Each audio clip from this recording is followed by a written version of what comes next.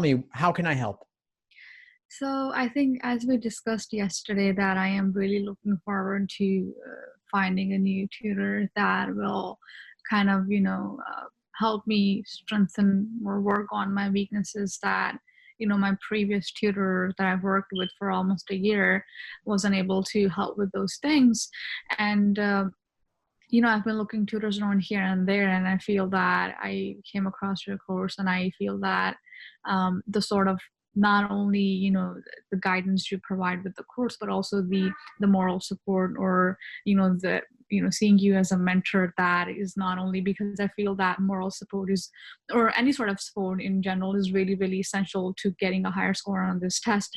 And I went over the course. So moving on from there, I want you to kind of test me where with my skills, how far I am into the game, and what do you think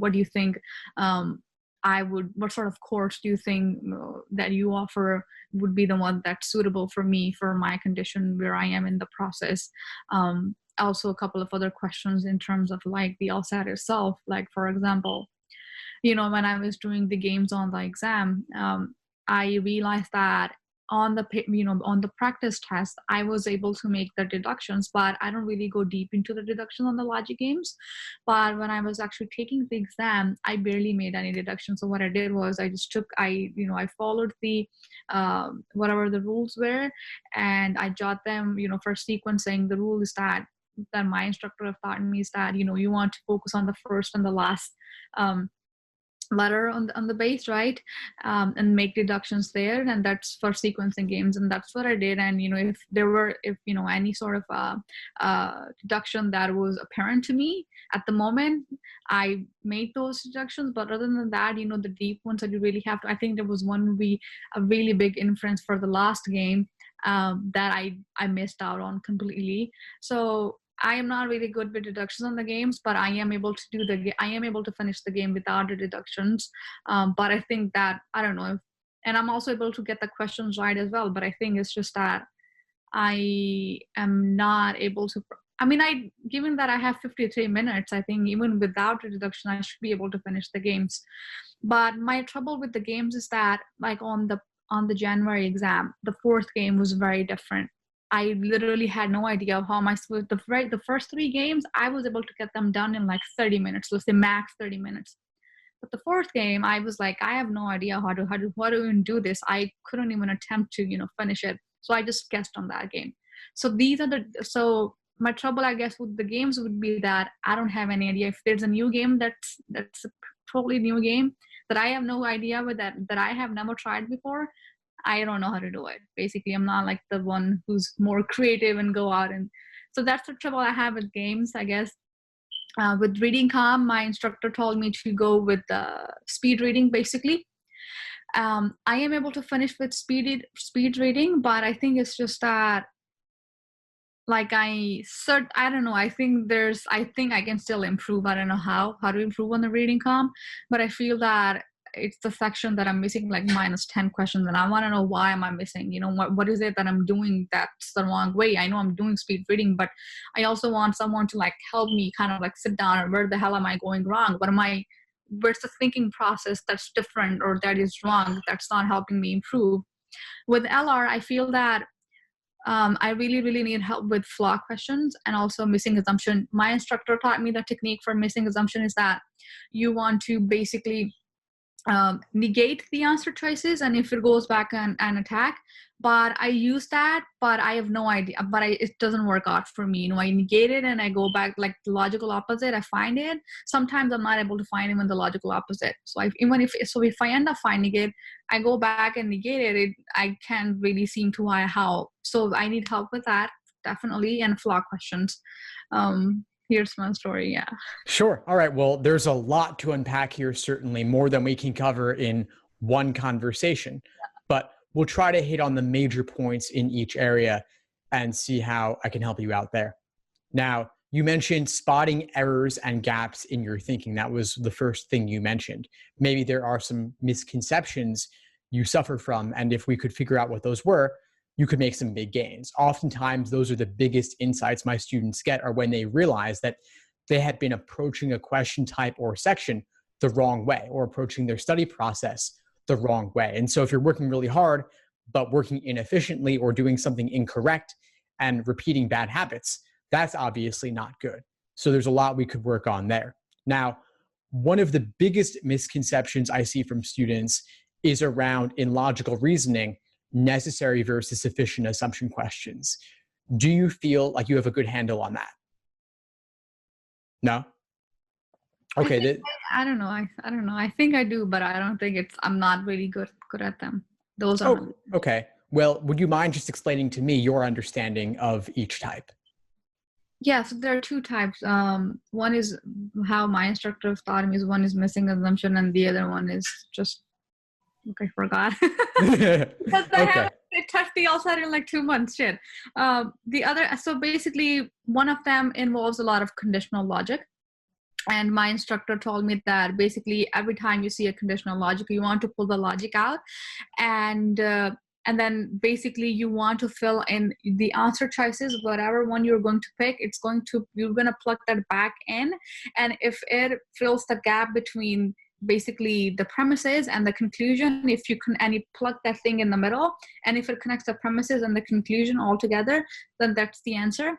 And for missing assumption, basically the strategy was that you read the intro passage, and then you go through the answer choices, and then you negate them, and then you plug them back in, and if it goes back and negate any part of the intro passage, then that's the answer. Okay, so just to be clear, the one with conditional statements where you're plugging it in, that's the sufficient assumption, right? Yeah.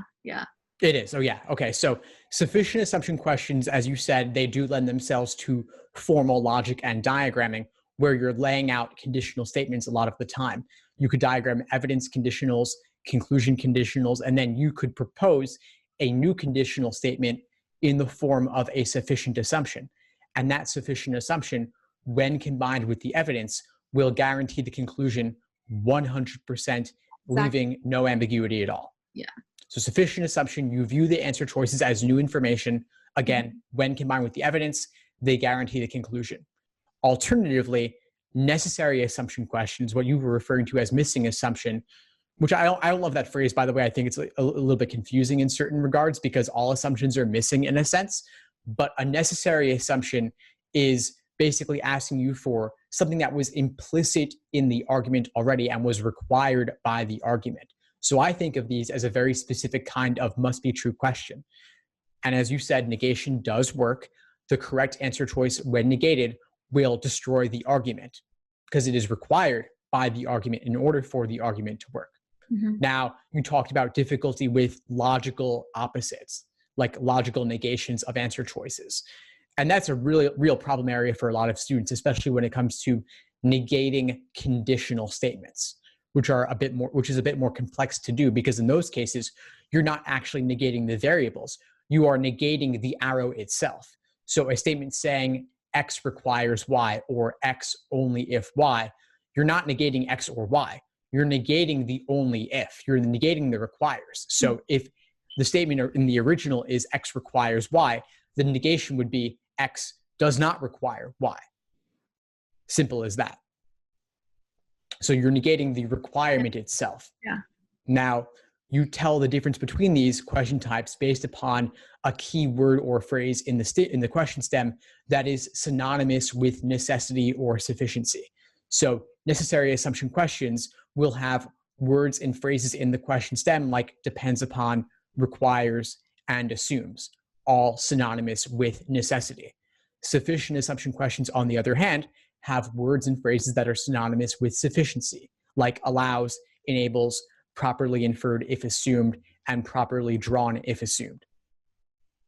Now, I focus on this because it covers a lot of logical reasoning. Those are two fairly common question types, necessary assumption in particular, and you have to know the proper perspective from which to view the stimulus, and the question stem tells you how. And so I would want you to do several questions of each type after this conversation, and then reach out to me and let me know your articulation of the difference of each type to make sure you've really got it down. How does all of this strike you? So So you want me to basically try out these questions with what sort of like theory or technique? Right. So I've shared a lot of theory with you now, but you've got to put it into practice. So I would want you after this conversation to do several questions of each type, maybe 10 of each type or 20 of each type as a drill. And then I want you to reach out to me and lay out for me your understanding of the difference in how you approach each and what each is asking for to make sure you've really got it down. Okay. Okay. I think so. Basically, the difference, that's what you've shared with me. You know, the certain keywords that differentiate the question stems with different. And then you also told me that. So basically, you want me to try the same technique that my instructor has taught me with the negation, right? And also with the sufficient assumption that if you plug it back in and if it definitely proves the conclusion, that's the theory you want me to keep in my mind and go and solve the questions, or just a little confused there? Yeah, sure. So I've shared a bit of the theory with you, but there's also the tactical. So the tactical would be, as we said, for necessary assumption questions, negation. Now, I wouldn't want you to apply negation blindly or mechanically. I would rather that you apply it as one tool in your toolkit. So negation is just one option, but I also want you to simply ask yourself for each choice, does this need to be true? If it were not true, what would happen? And the correct choice when negated would destroy the argument, but you don't have to mechanically negate all 5 choices every single question. For sufficient assumptions, there are some common formulas underlying sufficient assumption stimuli. And I have an article on my site laying all of those out, and I'll send it to you after this conversation. And basically what I do is I lay out the most common formats for sufficient assumption questions so that you can see a stimulus and know which formula to apply. So I'd want you to look at that as well before jumping into the questions. Okay. Okay. Great. Now, we talked about logic games a bit and making deductions, and you gave me the impression that you weren't always making all the deductions that you would have liked to or that you could have. Is that correct? Yeah. So you may not know, but I actually have logic games video explanations on the LSAT Unplugged YouTube channel for the vast majority of logic games released this millennium. So from exam 29 and up, have you watched any of those? No.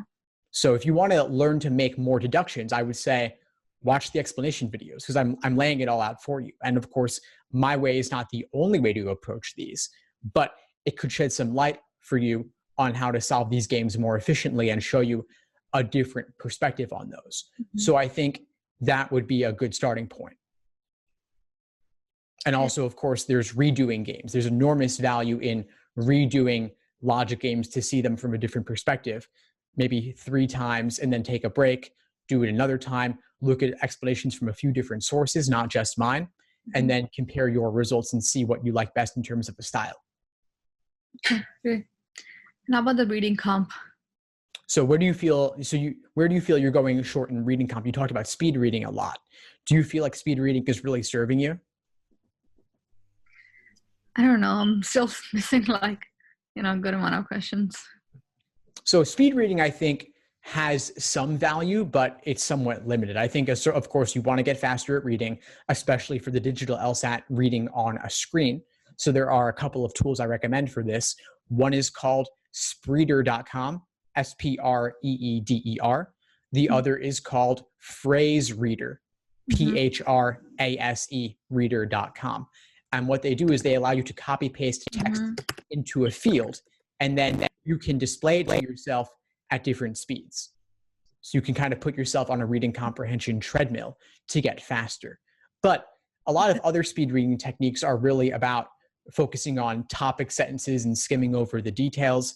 And that has some value, but also I want you to remember that you're reading for structure, not for content. And so it's not about getting the major takeaways from the information. It's more about thinking, how is the author going about making their argument? What's their method of reasoning? What kind of evidence are they using to support their conclusions, which of course are their major viewpoints or theories or hypotheses? And I wouldn't want you to neglect the details altogether. Instead, I would want you to simply know where to find the details when you need them. Okay. Got it. Do you find that you're taking a more structural or viewpoint focused approach in reading comp? I'm gonna try to from now on, but I don't think I really was. Okay, yeah, that's something I would definitely keep in mind. And of course, inside the courses, I go into this in a lot more depth, walking through it with actual passages, laying out how I would notate them in terms of what are the viewpoints, what are the evidence, what's the evidence, who, if anyone, is advocating a particular position, and noting where all of those things are so you can find them when you need to. And another thing I walk through in the course is laying out for you the major parties in the passage, the major advocates, and summarizing them or kind of dumbing it down for myself to make it more relatable, because these are very complex, but if you can simplify it, you can really get a better handle on what it is that they're talking about. Okay, great. Sounds good. Awesome, Hira. Well, we're about up for today, but before we sign off, what would you say is the biggest insight you got from our call today? I guess it's definitely with the games and with the reading comp. Reading comp, as you were telling me, I realized that I've been missing every single thing you were telling me about, structure. That wasn't the perspective, or that wasn't the mindset that I was going in with to solve the reading comp, the passages and so forth. So I'm really, really glad that, with this, I'm gonna go now and approach the passage with a different mindset and with everything that you have outlined for me, and I will use that. And with the games, I really like your perspective that if you go and watch my videos, and if it doesn't work for you, you watch someone else's, and you try to get you try and get to see how other people have solved the games, and you try to utilize and see which one best fits for you. And I think that's really helpful, because this way not only are you getting an explanation from one source, but you have all this multiple perspective, and then at the end of the day you have to make sense of which one do you think helped you most, or which one do you think, and how you can combine all of those, and what can you get away from all of the different perspectives that you have seen. So basically picking a little from here, picking a little from here and there. So that was really good. Yeah. Excellent. Well, I'm really glad to hear it. Please keep in touch and let me know if you need anything as you move forward. Appreciate it. Thanks for tuning into the show. Please subscribe if you haven't done so already to be notified of new episodes as I release them. And feel free to reach out if you need anything at all as you move forward with your prep. I'm happy to help however I can. In the meantime, I'll wish you all the best and take care.